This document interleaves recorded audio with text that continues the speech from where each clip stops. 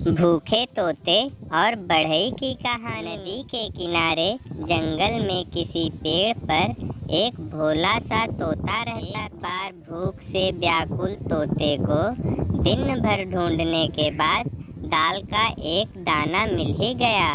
वह उसे अपनी चोंच में दबाकर उड़ चला। रास्ते में वह थककर एक बढ़ई के घर के बाहर पेड़ पर आराम करने के लिए बैठ गया। बढ़ई, जो कि एक बकरी रखा था, उसे हमेशा खूंटे से बांधकर ही रखता था। उसी खूंटे में भूखे तोते की दाल जा गिरी और अटक गई। तोता बड़ा परेशान हुआ। वह सोचने लगा, दाल का दाना अब कैसे मिले। यह सोचकर तोता बढ़ई के पास गया और बोला, बढ़ई बढ़ई खूंटा चीर, खूंटा में हमार दाल बा, का खाई का पी का लेके परदेश जाई।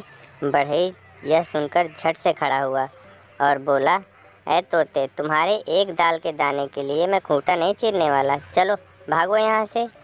यह सुनकर तोता वहाँ से उड़ चला। तोता उड़ते उड़ते राजा के पास पहुँचा और करते हुए राजा से बोला, राजा राजा, बढ़ई के डंडा मार, बढ़ई खूंटा ना चीरे, खूंटा में हमार दाल बा, क्या खाऊं क्या पीऊं क्या लेके परदेश जाऊं। राजा जोर जोर से हंसने लगा।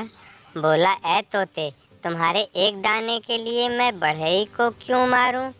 जाओ भागो यहाँ से, मुझे और भी इससे ज़रूरी काम है।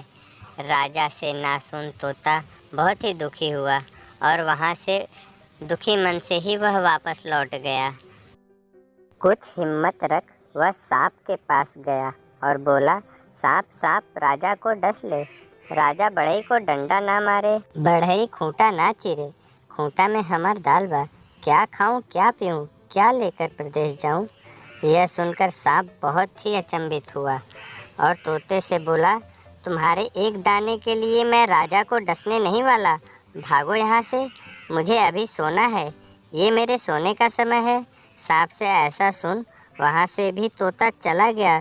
वह बहुत ही दुखी मन से वहाँ से जाने को तैयार हुआ था। उसे सांप से उम्मीद थी कि वह राजा को डस ही लेगा, फिर भी वह दुखी मन से वहाँ से वापस हो लिया।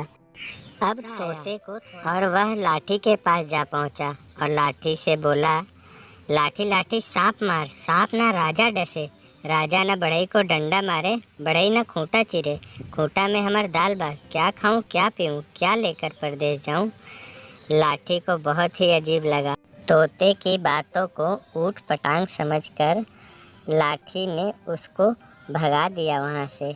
तोता वहाँ से भी दुखी मन से चुपचाप उड़ गया। अब तोता सीधे उड़ते उड़ते आग के पास जाते ही विनती के स्वर में बोला, आग आग, लाठी को जलाओ, लाठी ना सांप को मारे, सांप ना राजा को डसे, राजा ना बढ़ई को डंडा मारे, बढ़ई ना खूंटा चीरे, खूंटा में हमार दाल बा, क्या खाऊं क्या पीऊं क्या लेके परदेश जाऊं। यह सुनकर आग तो क्रोधित वैसे ही स्वभाव का होता है। आग को बहुत ही गुस्सा आया और वह तोते को भगा दिया और बोला, मूर्ख तोते, मैं तुम्हारे एक दाने के लिए लाठी को जला दूं? ने ऐसा कैसे सोच लिया कि मैं लाठी को जला दूंगा? यह तो कभी नहीं हो सकता। जाओ तुम कोई और अपना रास्ता देखो, जाओ जाओ यहाँ से। यह सुनकर तोता बहुत निराश हुआ और अकेले जाकर एक पेड़ पर सोचने लगा। वह बहुत ही उदास हो गया। वह सोचा कि अब वह भूखा ही रह जाएगा। तभी उसे अपने दोस्त नदी की याद आई और वो झट से अपनी फरियाद लेके नदी की तरफ उड़ चली। नदी से उसका बड़ा ही गहरा लगाव था। वह रोज़ उसमें डुबकी लगाकर नहाता था। नदी से जाकर वह बोला, नदी नदी आग बुझाओ, आग लाठी ना जलावे, लाठी सांप ना मारे, सांप राजा को ना डसे, राजा बढ़ई को डंडा ना मारे, बढ़ई खूंटा ना चीरे, खूंटा में हमार दाल बा, क्या खाऊं क्या पीऊं क्या लेके परदेश जाऊं। तोते की समस्या सुन नदी को दया आई। अतः नदी ने सोचा कि तोते बेचारे की मदद की जाए। इस प्रकार नदी तोते के साथ आग को बुझाने के लिए निकल पड़ती है। इस बार तोते के साथ नदी को अपनी तरफ आता देख आग बहुत ही ज़्यादा डर गया और बोला, अरे नदी, मैं अभी लाठी को जला कर आता हूँ। यह कहते हुए आग लाठी को जलाने के लिए निकल पड़ता है।